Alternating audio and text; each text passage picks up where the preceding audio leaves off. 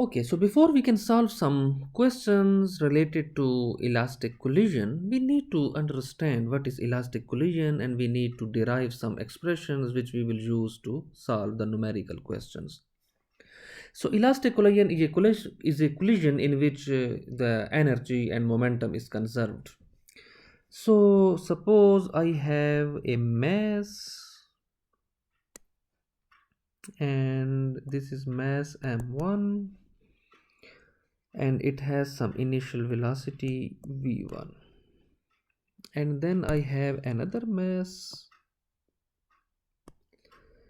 this is m2, and it has certain initial velocity v2, and suppose they are moving towards the right, both of them are moving towards the right side.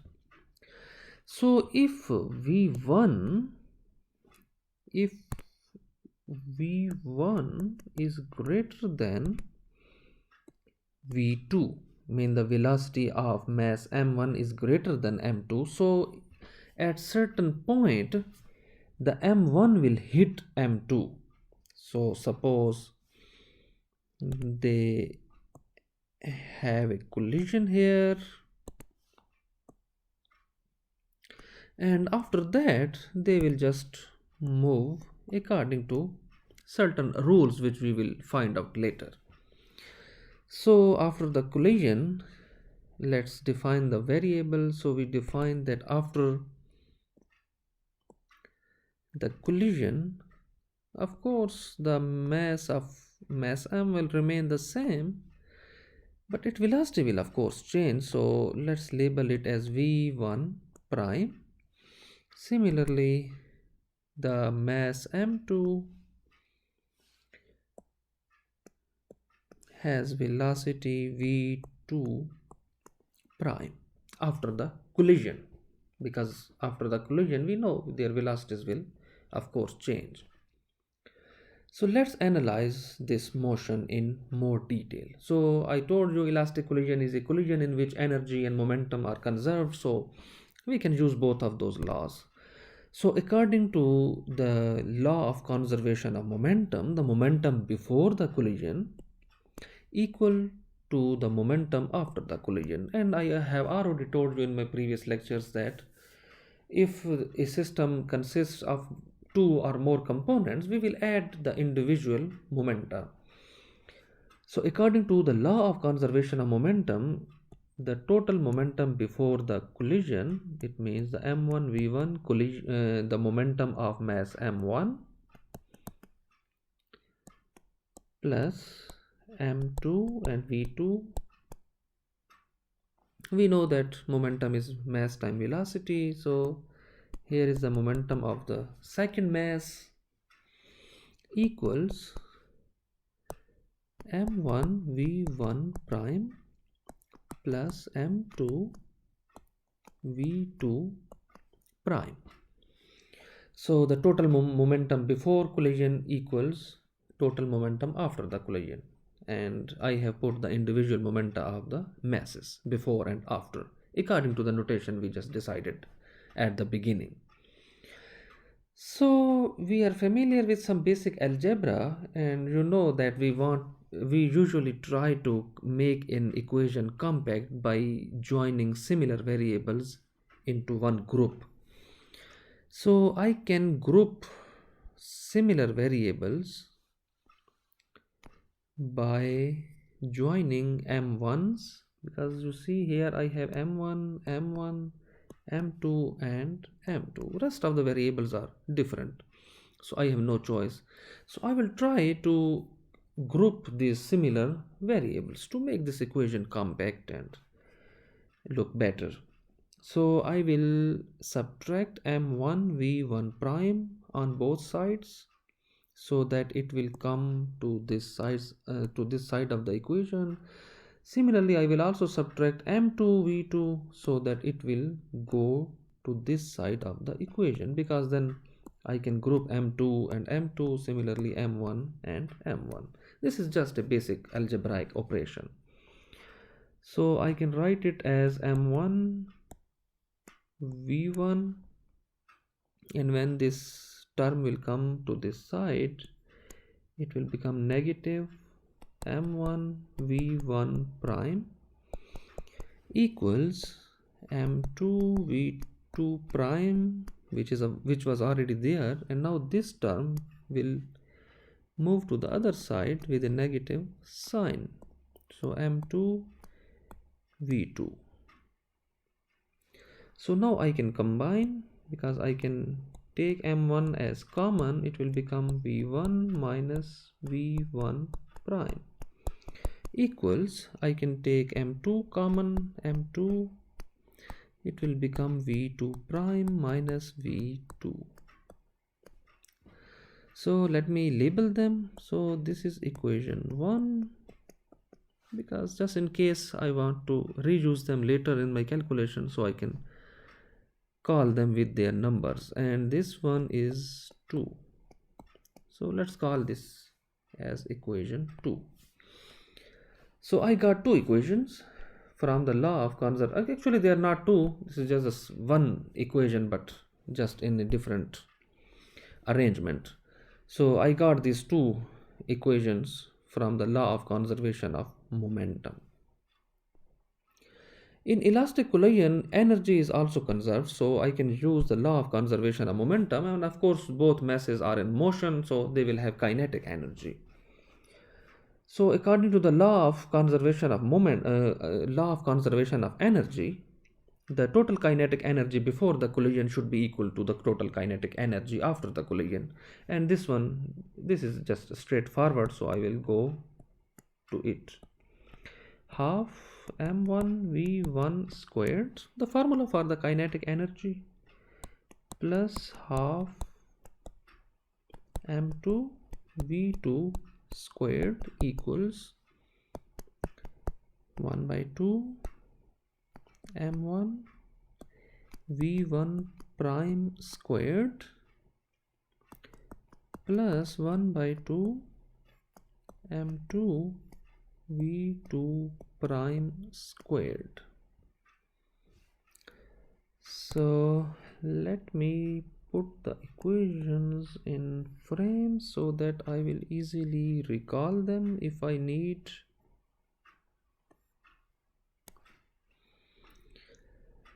And so this is the equation from the law of conservation of kinetic energy, because I have put the sum of the individual kinetic energies on both sides. On the left I put energies before the collision, and on the right side there are kinetic energies after the collision. So next I can try to simplify this equation, which we always do in algebra. So the first thing I can do is multiply this whole equation with 2, because I know this half 1 over 2 is present with all the terms, and if I multiply both sides of the equation with 2, I can eliminate this to make it simple. So it will become, let me choose another color for this equation. So it will become m1 v1 squared plus m2 v2 squared equals m1 v1 squared plus m2 v2 prime squared, and of course this one is also prime because we represent velocities after the collision with prime. So let's call this as equation 3. And now the next step is same. I will combine similar variables. I will just group them, the similar variables. So I will bring this term to the left side, because I know there is m1, and this term also has m1, so I can group m1 to just simplify this equation. And the same operation, so I will directly write the expressions. So I can write m1 v1 squared minus v1 prime squared equals m2, and v2 prime squared, because this term was already there, and when this term will go to the right side it will get a negative sign, so minus v2 squared, and let's call this equation as equation 4. So now I got two, or you can call four equations, two from the law of conservation of momentum and two from the law of conservation of energy. So now I want you to realize what am I trying to do. I told you that there are two masses with certain initial velocities, and if velocity of one mass is greater than the velocity of the other, they will collide at certain point and then they will be scattered with certain velocities after the collision. So what we want to know from this equation, so this is true for every mathematical equation. I want to derive expression for v1 prime and v2 prime using only v1 and v2 are the relevant masses, because an equation always predicts the future motion or the future of the system or bodies. Because when a motion is starting, I know the initial parameters, I know the initial velocities, I know the masses, and using only the information I have at the beginning of something, I want to predict that what will be the velocities of these two bodies or masses after the collision. So I want to predict what will be the velocity after the collision using only the initial parameters I have, mean the initial velocities and the masses, of course. So I want to derive expression v1 and v2, and I want that equation to contain only the variables v1, v2 and m1 and m2, and because these are the variables I have at the beginning. So in order to do that, we know that these two equations are a bit complex, so we need to do some algebraic expressions to reduce and then find expressions for v1 and v2. So there can be many methods, so I will just show one method. First I need to simplify these equations. So if you see, I have here the equation 2 and here is the equation 3 and 4. This is 4. So I want to simplify these equations because now it looks like a total mess up. So if I can simplify, then I can try to find the expressions for v1 prime and v2 prime, which will contain only v1 and v2 and the masses. So if I see that these expressions, here I have v1 minus v1 prime, here I have v1 squared minus v1 prime squared, and same is the case here, v2 prime minus v2, and then here I have v2 prime squared minus v2 squared. So these expressions are similar, and if you remember from your algebra, a basic algebra class, I know an expression that a squared minus b squared a plus b a minus b. So I can simplify, or I can get a simplified expression using this formula. So let me do that, and then because I know if I use this formula on the left expression, I will get v1 squared minus v1 prime squared. So I will get one term with a positive sign and one with a negative sign. If I get a term with negative sign, I already have a term with a negative sign here. So I can try to cancel them, and the only way I can cancel them is by dividing them. Okay, so let's rewrite equation 4 using this formula. So it will be m1 v1 minus v1 prime v1 plus v1 prime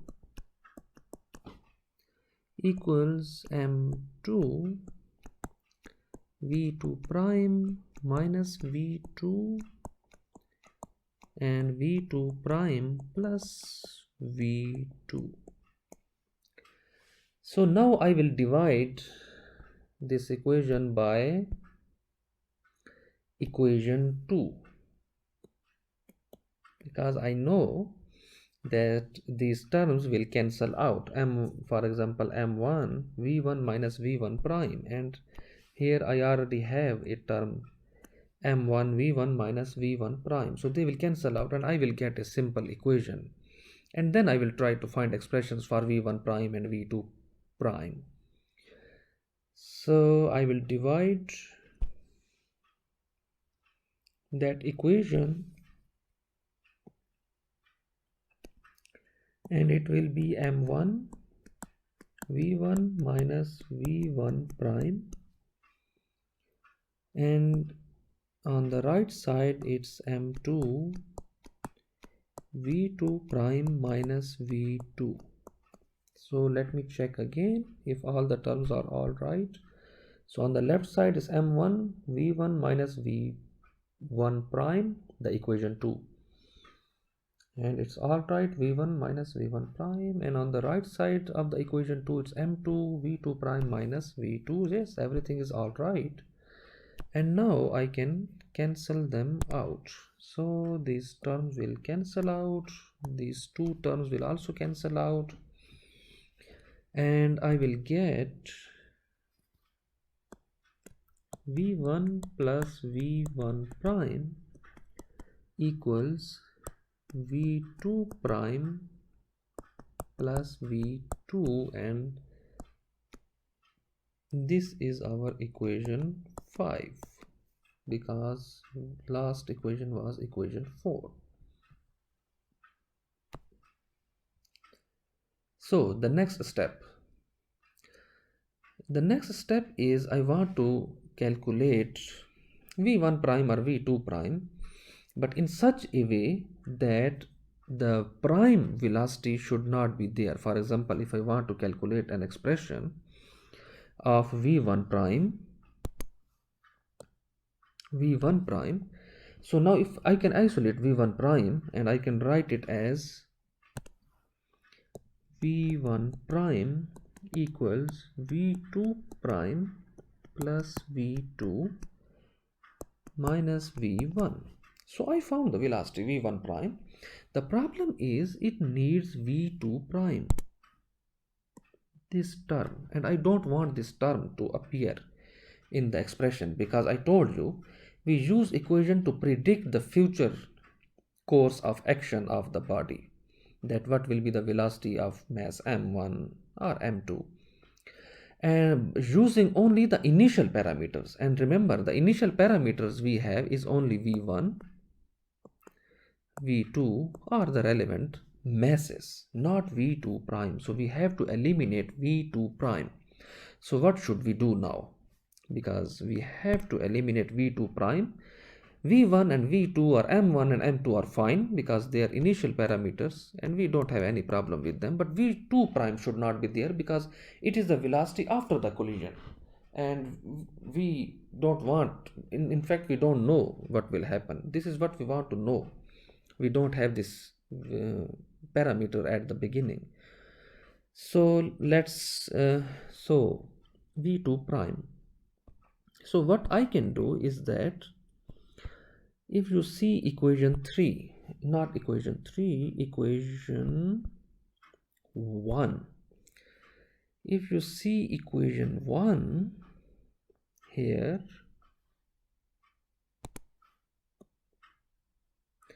this is the equation I got from the law of conservation of momentum.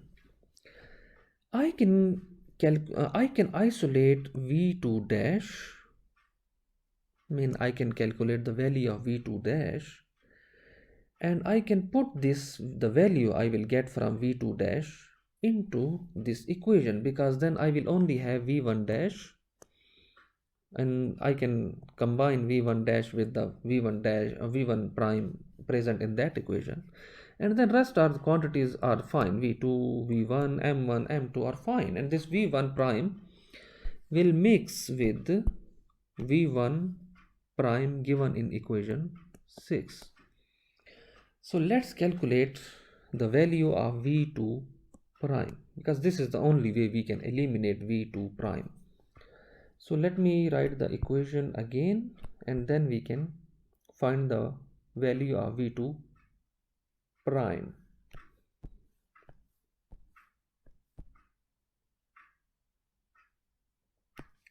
So I am rewriting that equation, that the law of conservation of momentum, it was m1 v1 plus m2 v2 equals m1 v1 prime plus m2 v2 prime.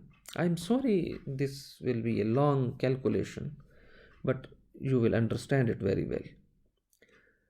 So I want to isolate v2 prime so that I can put this v2 prime into this equation here, and then this equation is fine because this equation will only involve v2 or v1, m1 or m2, and v1 prime, which will appear, of course, will make a group with v1 prime of this one, and everything should be fine.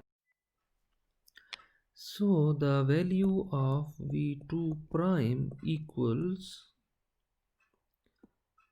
m1 v1 plus m2 v2, and this term will go to the other side, and a negative sign will appear with this term m1 v1 prime, and there is mass m2, so each term will be divided with m2.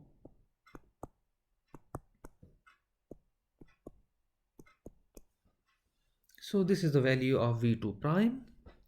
Let's make it simpler. v2 prime equals m1 over m2 v1. They will cancel out, so it will become only v2 minus m1 over m2 v1 prime. So I will plug this value into equation 6 here, and I am all set, because then I will get my expression of v1 prime, and in that expression there will be no velocity with prime sign except this v1 prime. So let's put this value, and I can change the size of my pen is smaller because I don't have enough space. So equation 6 will become v1 prime equals, the first term is v2 prime, so instead I will write this expression. It is m1 over m2 v1 plus v2 minus m1 over m2 v1 prime, and now I will write the rest of the terms plus v2 minus v1. So let's rearrange, and we can find our expression. So I will bring this v1 prime to this side so that I can make a group of them, because v1 prime should be on the one side, which I will choose to be the left side, and I will put all the other terms on the right side. Then I will simplify, I will group similar variables, and I think I will get my final expression. So when it goes to the other side, it will become v1 prime plus m1 over m2 v1 prime equals, So this I will first write similar variables with each other, m1 over m2 v1, and then I will write this term v1, so negative v1. Okay, the next term is v2, and then there is another v2, so they will become plus 2v2, and the last term is minus, oh no, so because that term is on the left side, so this is the expression I have. Next I will take common v1 and v1 prime is common, so I will take it v1 prime. It will become 1 plus m1 over m2 equals, so I will take v1 as common, it will become m1 over m2 minus 1 plus 2v2. The next I can change this expression, so I can write it as m2, it will become m2 plus m1. So I can also write it in that form, m2, so it will become m1 minus m2. It is just for the convenience. So now I can multiply left side with the inverse of this expression, so it will become v1 square v1 prime, I am sorry, it is not 2, it is actually v1 prime and v1 prime equals, so I will multiply it, this will cancel out with its own inverse, but here it will be multiplied, so v1 into m1 minus m2 over m2, and now I will multiply with the inverse of this, so it will become m2 over m1 plus m2 plus 2v2. Of course it will also be multiplied with the inverse of this term, it will become m2 over m1 plus m2. So let's try to simplify it if we can. So v1 prime equals, these two m2's will cancel out, and the term will become m1 minus m2 over m1 plus m2 plus 2 m2 over m1 plus m2 v2. So if you see this expression, we can find the velocity of mass m1 after the collision only if we know the initial velocities and relevant masses. We don't need to have anything else. So by only the input parameters we can find the velocity of the mass m1 after the collision. So this equation will predict the final velocity or the velocity after the collision of mass m1. Okay, so similarly we can also find the expression for v2 prime, because we also want to know what will happen to the motion of the second mass. So now we already know the value of v1 prime. It should be easy, because let's go back to the expression 5 and 6, because they are very helpful to find the velocities, because they are simple and we only need to eliminate one velocity with prime. So now we want to find v2 prime. So let's use equation 5. We can find the value of v2 prime, and it's very simple because it's equal to v1 plus v1 prime minus v2. So let's write down here v2 prime equals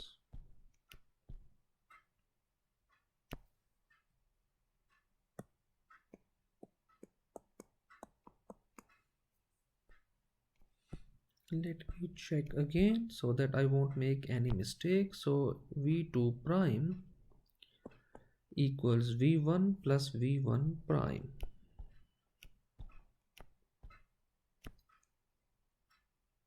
So it's v1 plus v1 prime, and then there is another term with v2 prime. This is v2. When it will go to the other side, it will get a negative sign, so minus v2.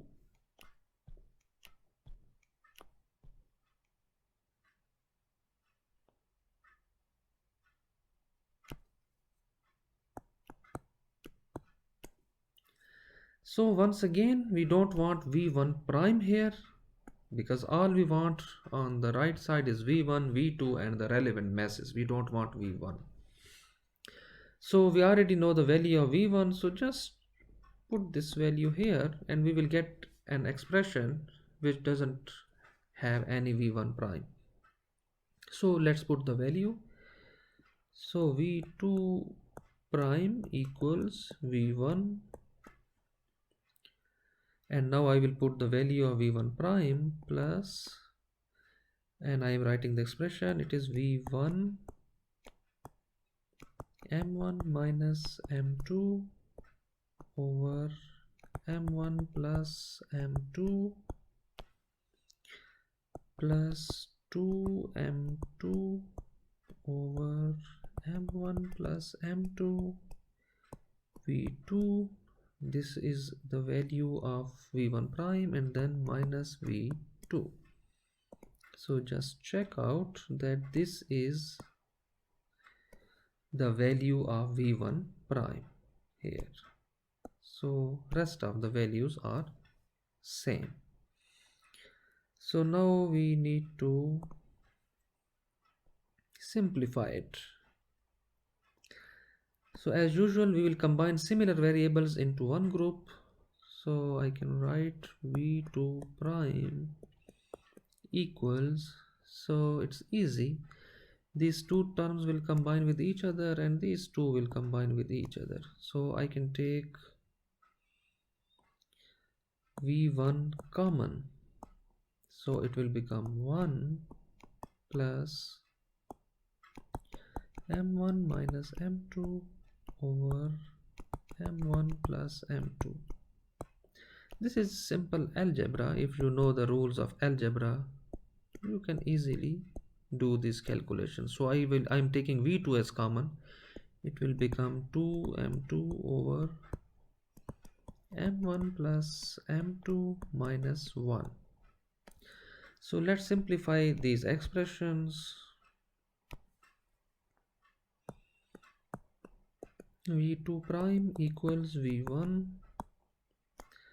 so I can write it as m1 plus m2, and then m1 plus m2 will come here, and here it's same, m1 minus m2.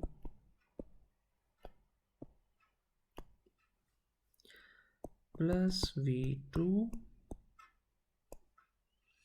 and once again it's m1 plus m2, so 2m2 minus m1 plus m2.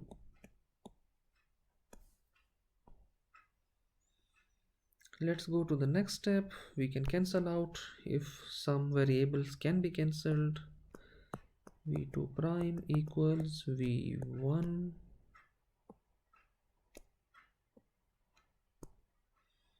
it's m1 plus m2, m1 plus m2 plus m1 minus m2. So I am taking small steps so that you can understand what's going on. It's 2m2, so just see that there is a negative sign, so it will be multiplied with both, with m1 and also m2. So this is a very common mistake students make. They use this negative sign only with m1 and they leave m2 as positive. So just remember that there this -1 is outside the bracket, so it will be multiplied with both of them. So both of them, because both of them are positive inside, so they will become negative. So 2m2 minus m1 and minus m2 over m1 plus m2. So I think this time we will get our final expression after cancellations. So v2 prime equals v1. So these m2 will be cancelled and these m1s will add up. So I get 2 m1 over m1 plus m2 plus v2. So here, as usual, m1 is here and this is 2m2 and here is m1. So 2 minus 1 is 1, so it will become only m2 minus m1 over m1 plus m2. So this is the final expression for v2. Unfortunately, you have to remember these expressions because when you are asked to calculate the final or after the collision velocities of m1, m2 or whatever masses are involved, you have to use these formulas and you have to remember them because you won't have enough time to derive these formulas when you are in the exam. So just try to remember them and you can use them when you are asked to calculate the velocities of the masses after the elastic collision. Let's discuss some interesting cases. For example, I want to know what will happen to the velocities of the two masses after the collision if their masses are equal. I mean, if there are two bodies, then if their masses are equal, what will happen to their velocities after the collision? So now, because we have derived the velocity equations after the collision, so we can do anything we want. It's just a matter of mathematics. So I will put m1 equals m2 or m2 equals m1, it doesn't matter. Both in equation 1, in equation A and equation B, I have written both equations for you. So let's do it with equation A first. So here I can skip some steps because m1 equals m2,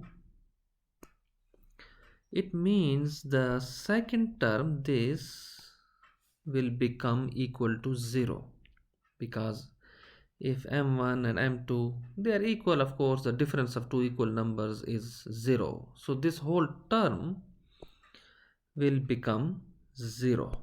So now I have to care only about the first term. Let's see what happens. So v2 prime equals v1 and now I can replace m2 with m1. 2m1 over m1 plus m1. I am replacing m2 with m1, so it will become equal to v1 2m1 over 2m1 and it is equal to v1.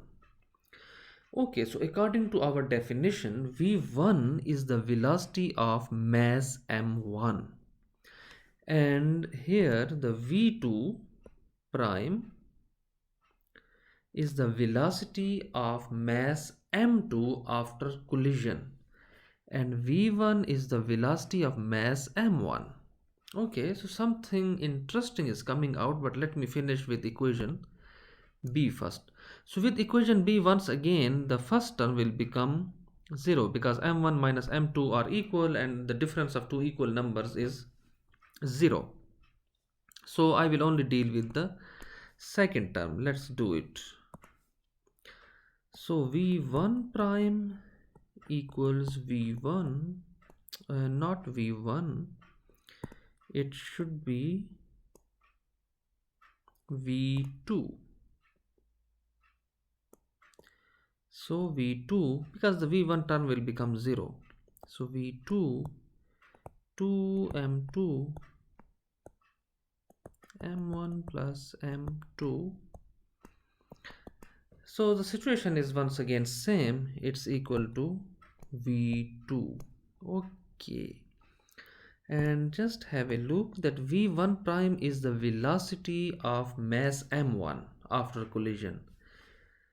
So it says that after collision the velocity of mass m1 will become equal to the velocity of mass m2 before collision. Similarly, velocity of mass m2 after collision will become the velocity will be equal to the velocity of mass m1 before collision. It means whatever the velocities they have, the masses, they will exchange their velocities. So let me show you here with an example. For example, I have two masses here.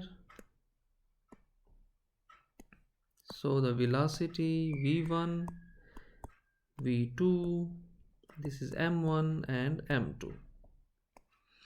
So suppose here the velocity is v2 velocity is 1 and v1 equals 1.5 meter per seconds. And suppose mass m1 and m2 are 1 kilogram, because m1 equals m2, so both masses are 1 kilogram. We can see that the v1 velocity is greater than v2 because 1 millimeter per second, this is 1.5 meter per second. So after some time they will collide. And now according to our conclusion, it says that after the collision, the velocity of m1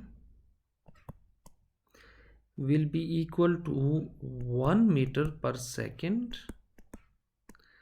and velocity of m2 will be equal to 1.5 meter per second.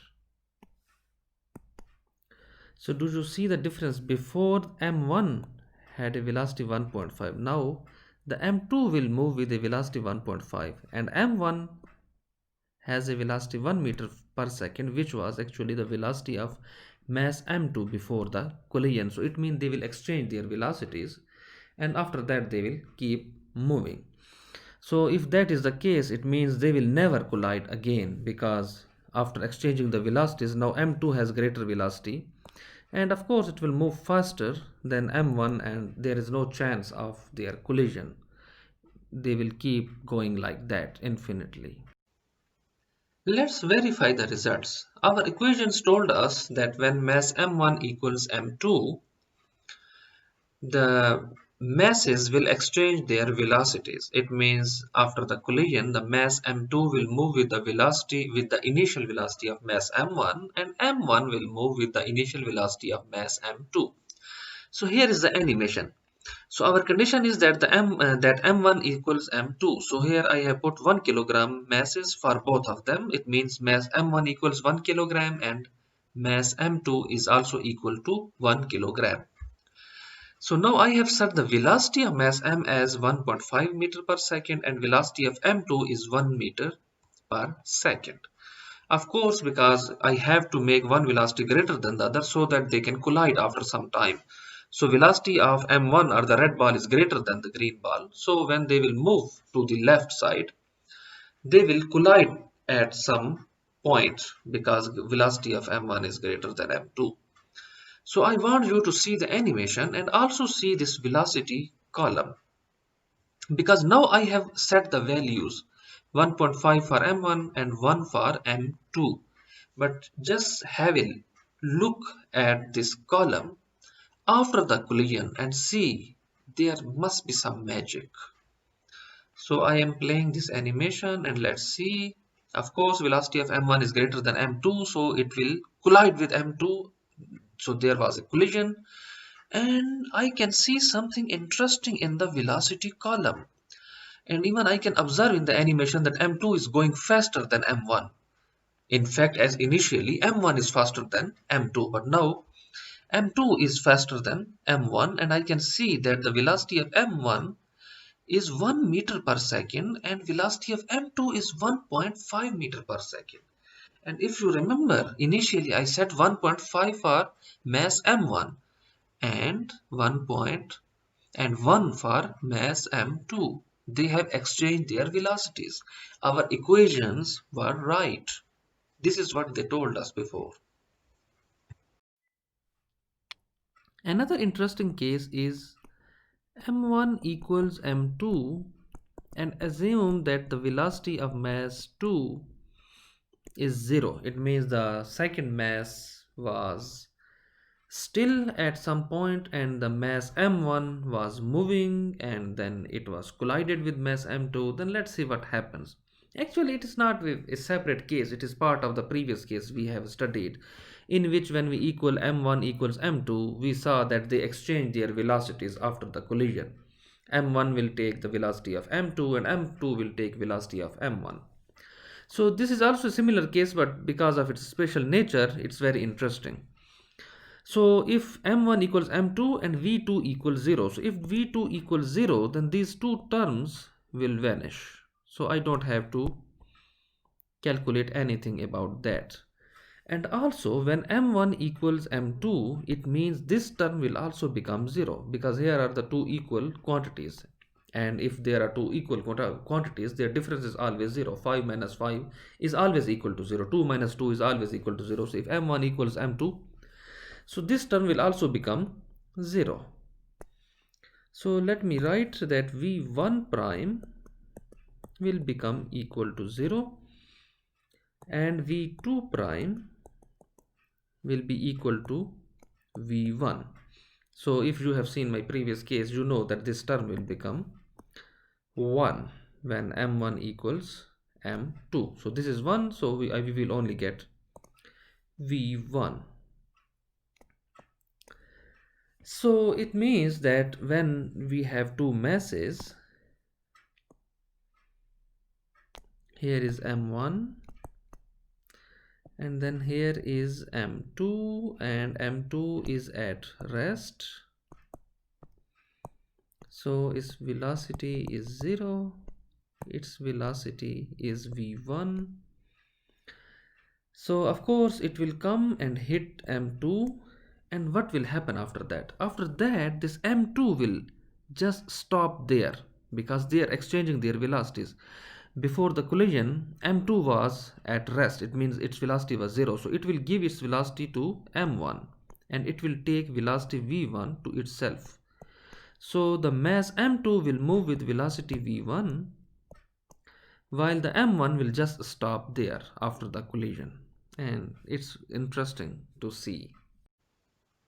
Okay, so let's verify the second case, which was that what happens if mass m1 equals m2 and m2 is at rest. So just here see the data column, masses are same, 1 kilogram, 1 kilogram, and now velocity v1 is 1.5 meter per second and velocity for v2 is 0 now. So I have set the velocity for v2 is 0 and v1 will come with a velocity 1.5 meters per second. Their masses are equal, and let's see what happens. So it is coming to hit the mass m2 because m2 is at rest. Oh, okay. Wait, what happened? Now v2 is moving with the velocity, with the initial velocity of mass m1, which is 1.5 meter per second. And mass m1 just stopped. It's not moving anywhere. Okay, so they have exchanged their velocities because the mass m2 was at rest, mean it had velocity 0. So it gave its 0 velocity to mass m1 and it is standing still. And mass m1 gave its velocity to m2 and it moved with a velocity of 1.5 meter per second after the collision. Here once again the proof that our equations are right. So another interesting case is to assume that mass m1 is very small but m2, the second mass, is way larger than mass m1, and we further assume that the larger mass is at rest. So let me show you first. So suppose the mass m1 is very tiny, m1, and it has certain velocity v1, and mass m2 is way larger than mass m1, and this is m2, and it is at rest, so v2 equals 0. So is because it has certain velocity, so it will go and strike with mass m2, and I want to know what will happen because it is too big, and I can feel that this tiny mass cannot move this mass m2. But what could happen? Let's see what the equations tell us about that. So well, in that case v2 is 0, so I can see that these terms will vanish because there is v2 here, and the second mass, which is larger, is at 0, so these two terms will vanish. While we say that mass m1 is very small, so we can just say its mass is 0. So let's see, mass m1 equals 0, and see what happens. So v1 prime equals, so it will become 0 minus m2 over 0 plus m2. v1 equals, it will become minus m2 over m2. v1 equals minus v1. Okay, that's interesting. And v2 prime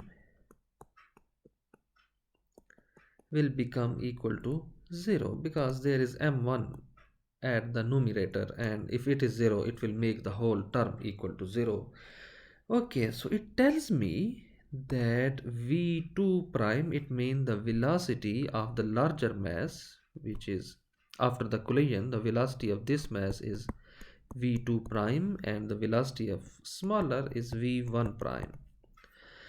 So it is telling me that the velocity v1 prime will become equal to v1, to its own velocity v1, but only difference is it will be in opposite direction. So initially, if the direction of this velocity was this, so after the collision it will be equal in amount to its own initial velocity, but the only difference is now the direction will be opposite to velocity v1, and it is telling me that v2 prime will still be equal to 0. So v2 is equal to 0 and v2 prime will also be equal to 0, and this is very understandable because this is what I guess, because it was too big and it was impossible for this tiny mass to move this huge mass, and so it's very easy to imagine that it will strike with this mass and then go back exactly on the same way. Okay, so now we have the case that mass m2 is huge and mass m1 is very light, and we want to see what will happen. If you remember, our equations told us that when a small mass will come to the huge mass, it will just go back the way it came.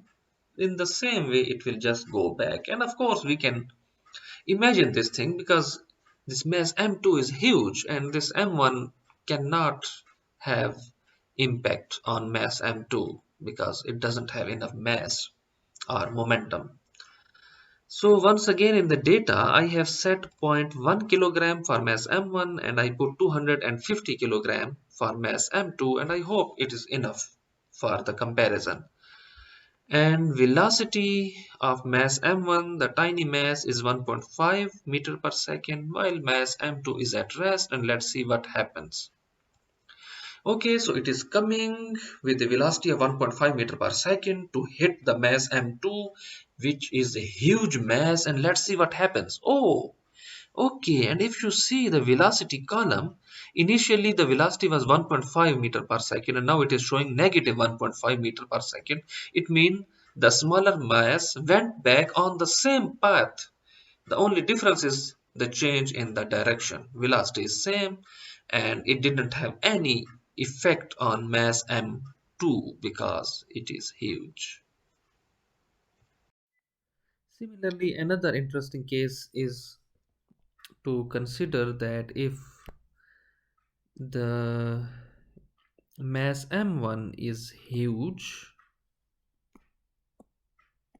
and it has certain velocity v1, and then there is a tiny mass here with m2 which is almost equal to 0, and it is at rest v2 equals 0. So this huge mass is coming with velocity v1 and it strikes with the tiny mass. What will happen? So before we can do calculations with the help of equations, let's imagine what could happen.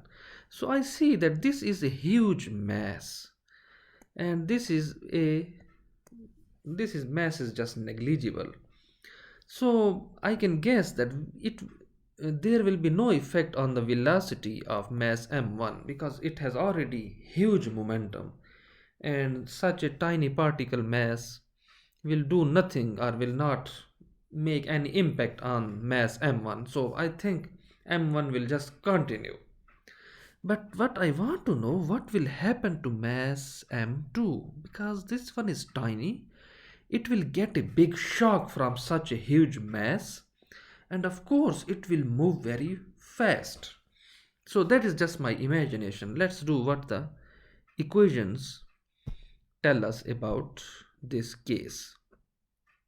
So now the mass m1 is huge and m2 is negligible. So let's put m2 equals 0, and of course v2 is also 0 because we assume it is at rest. So all the terms where the v2 is present will become equal to 0 because we are assuming the second mass is at rest. And now m2 equals 0. So v1 prime, the velocity of mass m1, will be equal to m1 minus 0, m1 plus 0, v1 equals m1 over m1, v1 equals v1. Okay, so that is what I estimated, that that tiny mass will not change anything in the big mass. So we can see that the velocity of mass m1, which was huge mass, will just continue with the same velocity. So there will be no change, and let's see what happens to the mass m2. So v2 prime equals this term will become 0, and because m2 equals 0, it will become 2 m1 over m1 plus 0, and of course there is v1, then it will become 2 m1 over m1 v1, m1 will cancel out, so it is 2v1.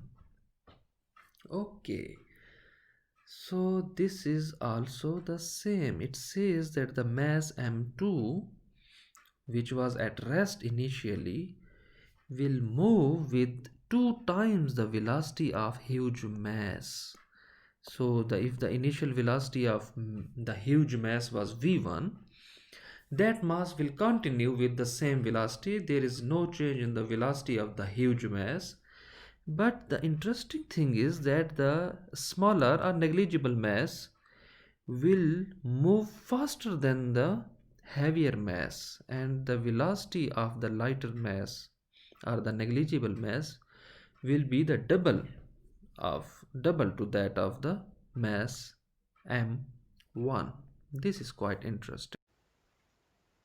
Okay, so now mass m1 is huge. I have set the value for mass m1 is 250 kilograms and mass m2 is 0.1 kilograms.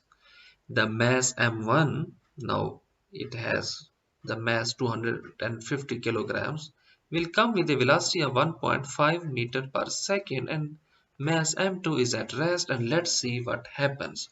Don't forget, our equations told us that there will be no change in the velocity of mass m1, but mass m2 will move with a double velocity of mass m1. It means if the velocity of mass m is 1.5 meter per second, after the collision you must see the velocity of mass m2 as 3 meter per second, exactly double to the value of initial velocity of mass m1. So let's see if we were right. So I run the animation, and you see, yes, I can feel that mass m2 is faster than mass m1. And if I see in the data column, I see that velocity of mass m1 is still 1.5 meter per second, which I entered before. But now velocity of m2 is 3 meter per second. Exactly. Here is another proof for you. These are very interesting animations, and you can find the link to these animations in this video. Have and play with these animations and try to understand the concept of this elastic collision.